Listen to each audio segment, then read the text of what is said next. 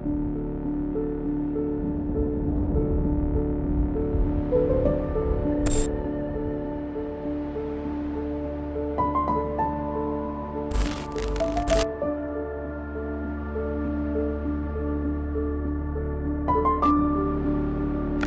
week, we've heard the contention of UFO researchers that there's a secret government within our government. Well, there's several, actually 9 flying saucers, flying discs, that are out there of extraterrestrial origin.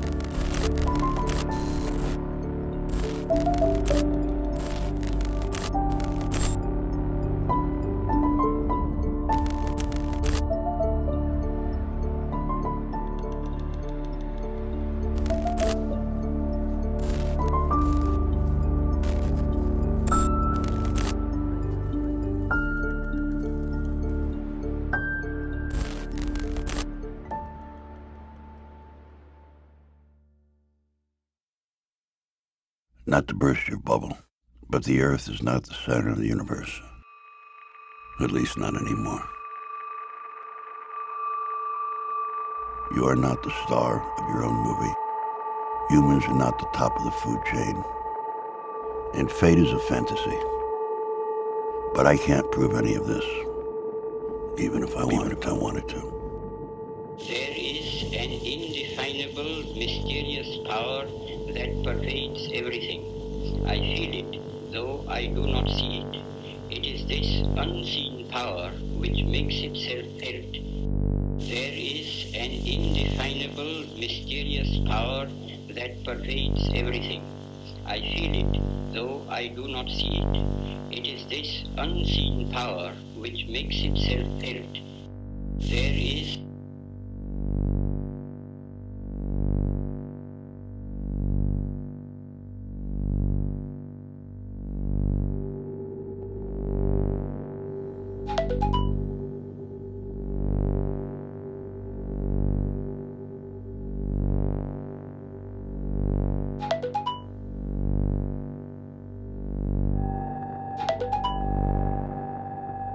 Reality simply isn't what it used to be. Things are not what they seem. Everything around us is a mental construct. We create our own reality. Breaking that down is hard to do. And once it's done, there ain't no coming back.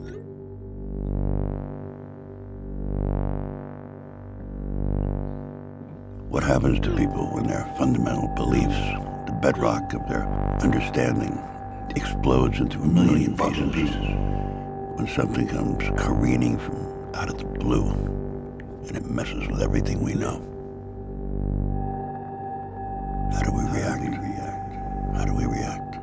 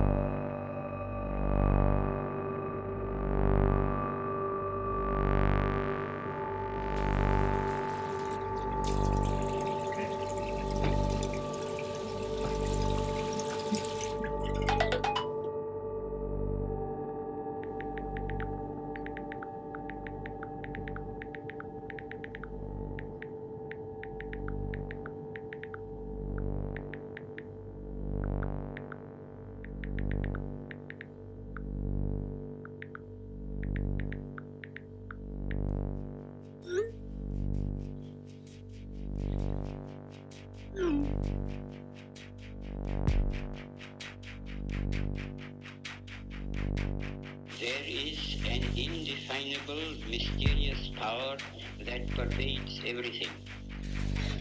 Beliefs are mercurial things. They direct our lives and choices, moment by moment. They're stowaways to the imagination emporium. Harnessed to hunches, polished with proof. They're like clothing we can't afford. They elevate us, yet they're not ours to keep. We discard them when they no longer serve our needs, or we find out they weren't real at all. This story is extraordinary, especially if it's true. And it all started in the desert, just north of Las Vegas.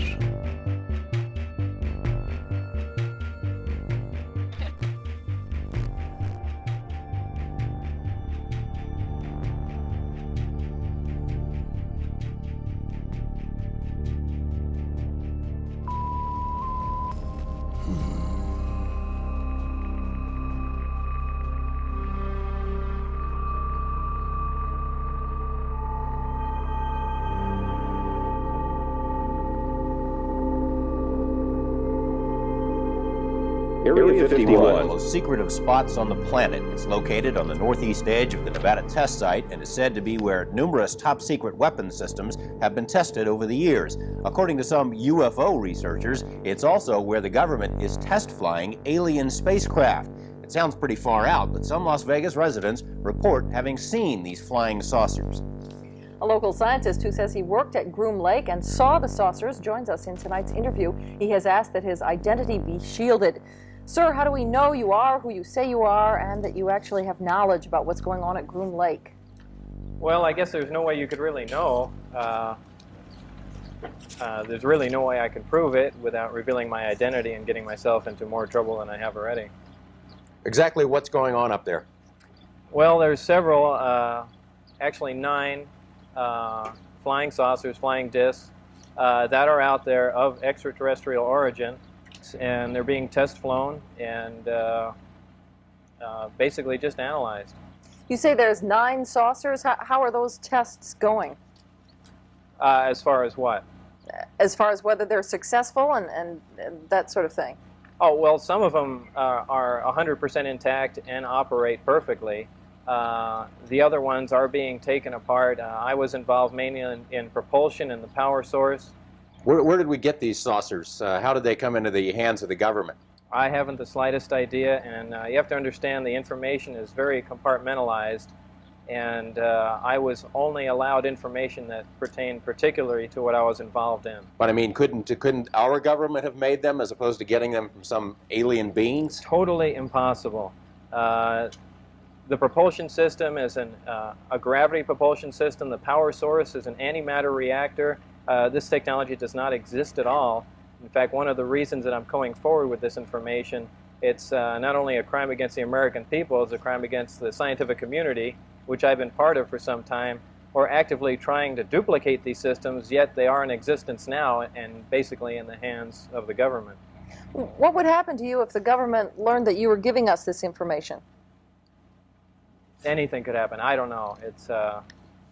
I haven't the slightest idea. Well, you said you referred to getting into trouble. Have you had some repercussions already? Yeah, I've been threatened with being charged with espionage. I've had my life threatened by them, my wife's life threatened by them, and I mean, I don't know where else you can go from there. Well, we want to thank you for joining us. It's pretty interesting stuff you've got to say. Thank you. Thank you, sir. Well, more news in just a moment. Now, first we go to Dan Rather in Beijing for a look ahead at the CBS Evening News. CBS Evening News from China. We'll have extensive coverage of Mikhail Gorbachev.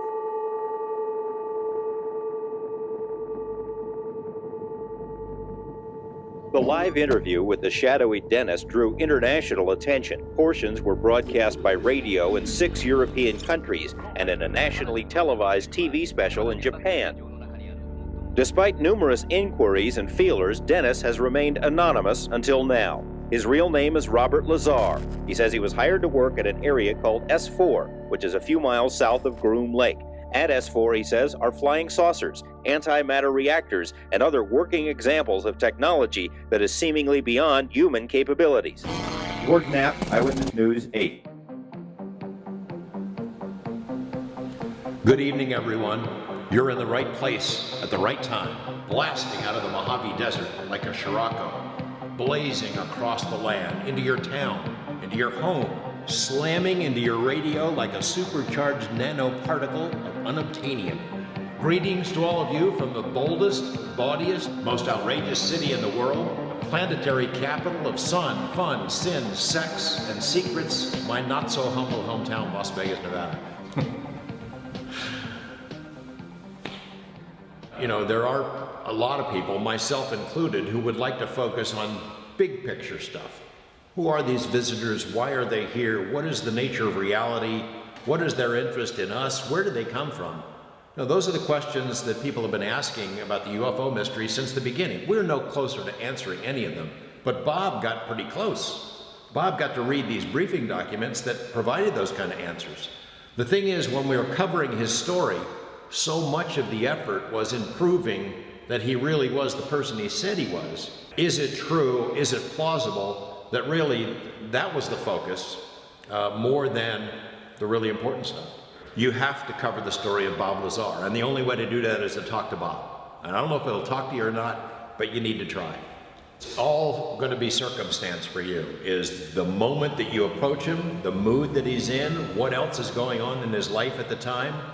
You might hit the jackpot and get him at exactly the right time, and the universe is aligned and he's willing to talk about it. But you'd have to be awfully lucky, because in general, Bob doesn't like to talk about it. I think he's very happy in his life. He's happy to have left the UFO stuff behind.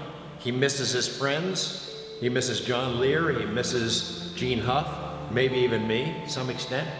But he doesn't miss the UFO topic, and he doesn't miss talking about it, because ultimately it's disturbing. These are disturbing issues. They go to the heart of who we are as people, as human beings, the nature of reality itself. Is this a computer simulation? Are we all the product of an alien video game or some multi-dimensional movie, drive-in movie theater production or something? Big questions, disturbing answers, and Bob has never been comfortable in talking about it, never.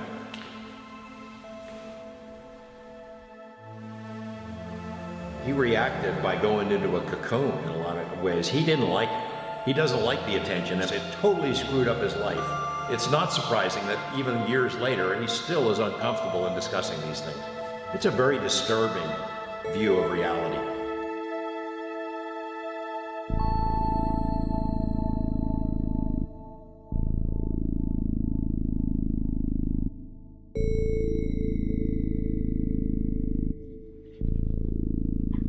Being a young person's guide to UFOs. So wow, this looks old, man.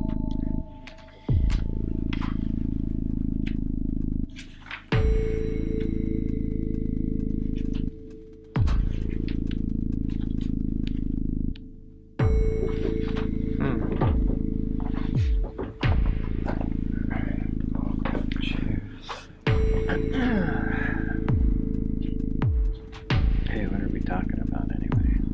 We'll go through.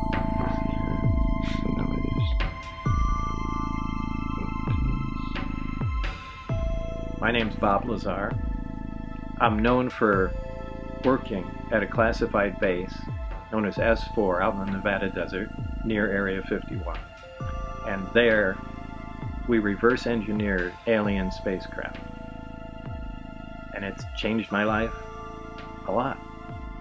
You know, it's probably changed every aspect of it. Positive or negative? Well, for the most part, negative. I mean, it's really difficult to find positive aspects of that. I mean, I'm sure there are some here and there, but most of them were negative. Would you take it all back and just be Bob the jet car guy and never have done this if you can, or are you glad you had the experience? Yeah, that's hard to say. I don't know. I think I'd lean towards not, at this point in my life, I'd probably lean towards not saying anything. You know, what would be your message to a young person now about looking at your story and thinking about the world? What would you say to them? Just pay attention. Just pay attention. I can't really say much else. The world's a lot different now. The way information is disseminated and the way things are passed around, it's distorted even faster and more now than it used to be. So they've got a rough road ahead if they're trying to cut through the bullshit. What do you want them to know? That in the late 1980s, the U.S. government had recovered alien spacecraft, several of them, and the technology in the Nevada desert that they were keeping quiet and analyzing. That's a fact. They don't need my story, but that's all my story was that I was just one of the people working on these craft.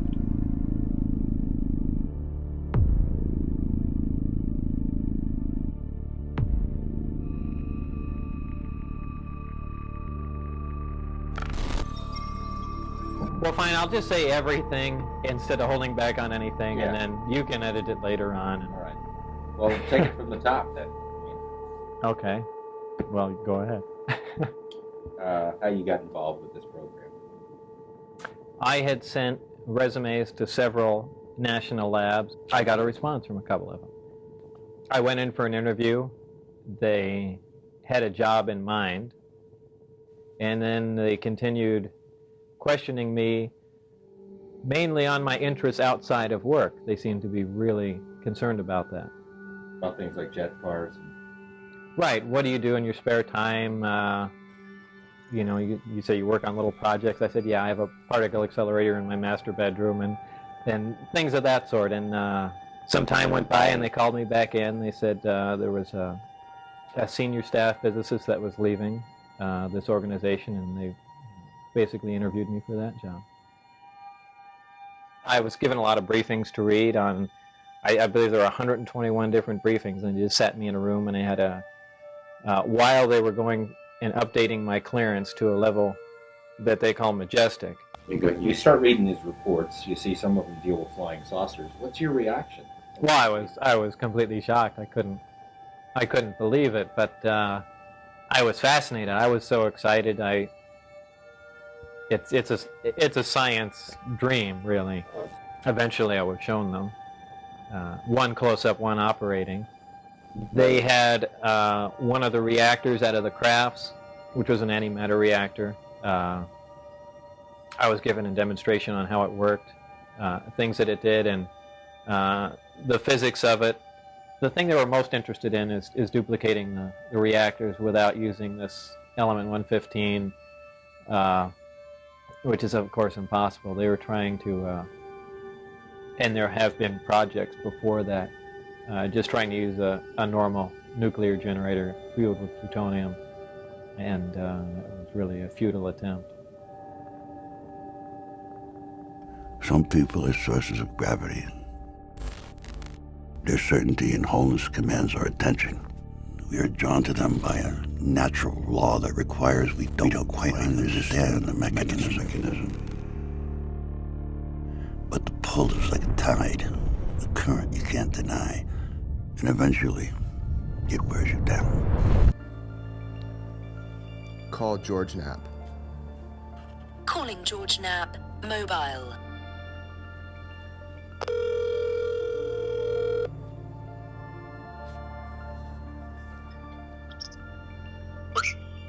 Hey, George. Hey, man. What's up, man? How you doing? All right. What's going on? This is now 30 years since you initially broke the story of Bob Lazar. So, the amount of information is overwhelming, and I just want to go over with you some of the details of the case. Sure. We're talking about UFOs, alien craft, back engineering, and there's Lazar saying he did all that, and from what I understand, it's spread everywhere. Yeah, we had the first interview in May of 1989 with him as Dennis. It's not his real identity, not known, not revealed to the audience. And even that, before we know who Bob Lazar was, that sparked a great deal of interest among the public. I spent the 8 months between May and November trying to verify Bob's background to see if we could solidify the case, to see if we could find out if he was telling the truth. And then the plan was to unleash it in November, which is what we did. It was the highest rated news series we've ever done. It was the highest rated news special that ever aired in Las Vegas. And then it really exploded. It went all over the world. Bootleg copies of the tapes were being sold and shown in movie theaters. You had media interest from all over the world. And I think a lot of it was skeptical at the beginning, which of course it would be. But in the end, every major news organization in the world beat a path to Area 51's door. And tens of thousands of people started showing up out there to see whatever it was that was flying around in the desert. They're still coming all these years later. And I know a lot of my media colleagues have had problems with that story, but they've all covered it, all of them. It put Area 51 on the map. It's now known all over the world. Even though Lazar worked at S4, Area 51 is the term that the public knows. So it was huge. It was huge then, it's huge now. The mountains appear to float on dry lake beds, like spaceships from another world. They seem to ride on a viscous material, channeled through empty space by heat that rises and separates. It vitrifies everything it contacts, like a green glass honey. A goddamn psychedelic liquid drowning the emptiness with imagination. This desert is pocked and punctuated by 1,000 gaping holes, created in 1,000 atomic blasts that define an era. What are they building in the desert north of Las Vegas? What are they hiding? What are they hiding? The fuck are they hiding?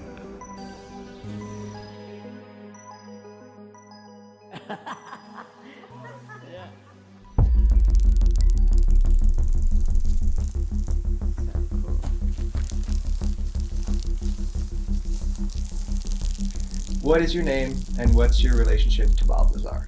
My name is Mario Santa Cruz, and I met Bob actually in my neighborhood. He lived like one block over. My attraction to Bob was his jet dragster. So I saw this jet dragster sitting out in front of his house in our neighborhood, which was extremely, just the jet dragster alone was rare. But in my neighborhood to see something like that was unbelievable.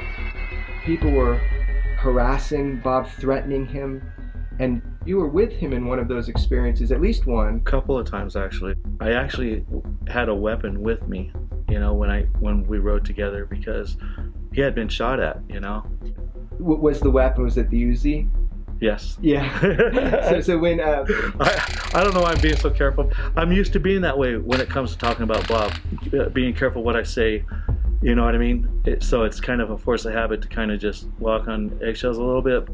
He just wanted to stay alive. That's why he exposed himself.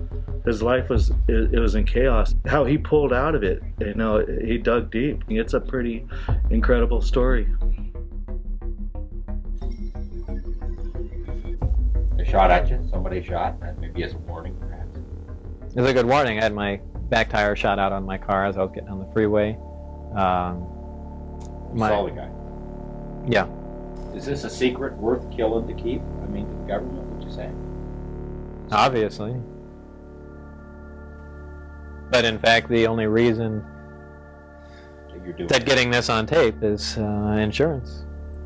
Well, that's one reason. But I mean, also as an American citizen, you're bothered by it, that this stuff is going on, and yeah, I am, but not enough to have, you know, stood here and have it on the record. Insurance is the true motivation behind this.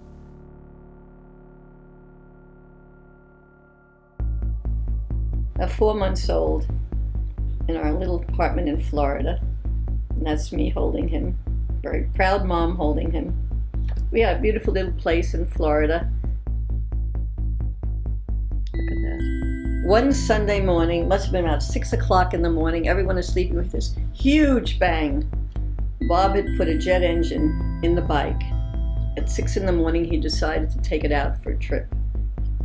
What did you guys think when he said, "Mom, Dad, I'm building"? Scared out of my mind. I didn't know what he was going to do next. Was he going to blow up the house, blow up the world? I don't know. I don't know. It's out there, you know? He's out there.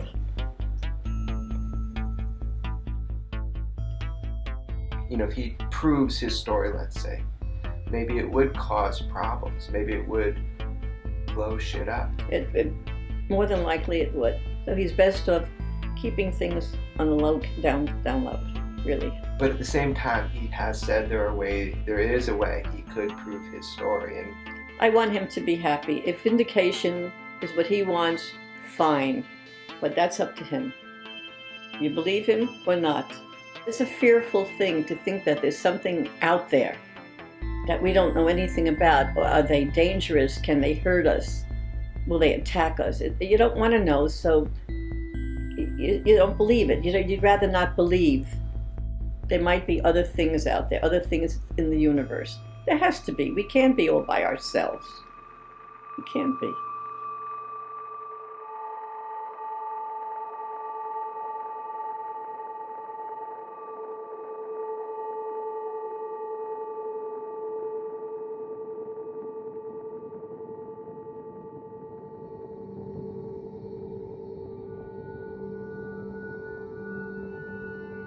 My name is Joy, and I am Bob's wife. We've been together, it'll be 17 years. What is it that you think is most misunderstood? That he really is an honest guy.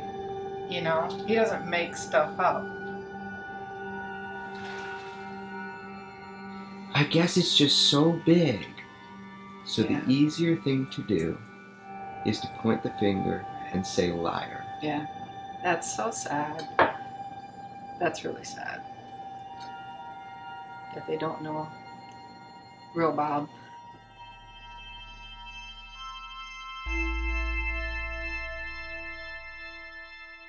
There's particular moments that define each one of us. We may not know it at the time, but we learn it later. Every action creates a cascade of reactions. Life is a web of events. Actions overlaid by consequence. And woven across the fabric of time. Future determined by past. Past defined by present. Present experienced throughout the lens of personal history. But for some, it's obvious. You can put your finger on it. That definable, indelible moment when everything changed. I love my job. There's a lot of craftsmanship into the stuff that I do. I really like working with my hands. It's a really unique job. I don't think there's any other job where you get to do this kind of stuff every day. We'll either get a really interesting order coming in, or Bob will get bored and try to come up with a new product, and that's when it gets really fun. So there's another one that he wants to do, like recreate a grand atomic chemistry set, something of that sort, and I think that would be really cool if he ever decides to really hone in on that. This is the Atomic Energy Lab kit. It's something from the 1950s, a toy, like a chemistry set you get for your kid. It was made by Gilbert. Chemistry is today a fascinating adventure for youth of all ages. Gilbert has made this exciting science available in safe and easy-to-understand form, made as completely safe as human ingenuity can devise.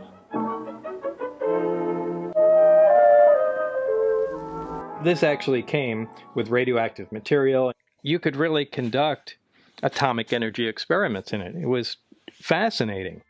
And it was billed as the most dangerous toy ever made, and still, in some respects, is still considered that way today. But the thing is, it wasn't. It was just people's fear.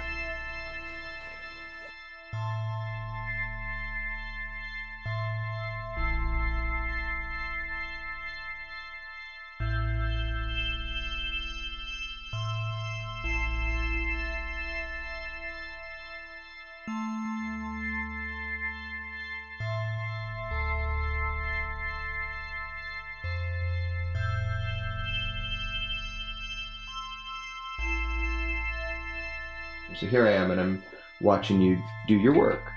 When people don't know you, it's so easy for them to just make shit up about you and to dehumanize you. How simple that is to do. The fact that somebody would say you're not a scientist. I mean, all I've ever done is science-related stuff my entire life. So, I don't know. I guess the point is, do I really care what people I don't know think? And probably to some extent I do, but I don't dwell on it. I guess it is easier to discredit someone that you have no information on, because you can just say anything about them and there's nothing to refute it. I mean, I feel privileged I got to work in it, so in some respects I shouldn't be allowed to complain. I've given the example of transporting a small modern-day portable nuclear reactor back into Victorian times and giving it to the scientists there. Well, back in that time, they didn't even know about radiation. So they'd see a machine making power, kind of like what we're doing, and marvel at it. Wow, it's producing a lot of power. There's no smokestack, there's no coal, there's no fuel. How is this thing working? And they start taking it apart. Well, they'll all die as soon as they get close to the core. People that come in to check on them will all die. And no one knows, nothing touched them, so they're going to think it's haunted or there's some evil forces or something in there. But, who says that can't happen to us? The first time Barry showed me the reactor in operation, here it is on the bench, and he said, try and touch the sphere on top. And you couldn't, your hand was pushed away. Just like, 2 light poles of a magnet. It's the exact same feeling, but there was no metal involved. And that's shocking. That's really shocking because nothing does that. That's an operating, powerful force field. So just seeing something like that immediately starts that whole chain reaction in your mind going, wow, wait, if you can do this, there can be force fields on tanks. There can be things that lift off the ground. We don't